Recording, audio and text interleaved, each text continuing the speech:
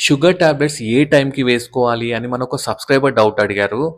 అయితే నార్మల్‌గా మీ షుగర్ మంచి కంట్రోల్‌లో ఉండాలంటే మార్నింగ్ 7:30-8:30 మధ్యలో మార్నింగ్ టాబ్లెట్, మధ్యాహ్నమేమో 12:30-1:30 మధ్యలో మధ్యాహ్నం టాబ్లెట్, ఒకవేళ నైట్ గూడా ఉంటే నైట్ గూడా 7:30-8:30 మధ్యలో నైట్ టాబ్లెట్ వాడాలి. రెగ్యులర్‌గా ఒక టైం ఫాలో అవ్వాలి. చాలామంది ఏం చేస్తారు, పొద్దున్నేమో 10, 11కి ఏసుకోవడం, నైట్ నైట్ టాబ్లెట్ ఉంటే అది 10కో లేకపోతే 7కో ఇష్టం వచ్చినట్టు వేసుకుంటూ ఉంటారు.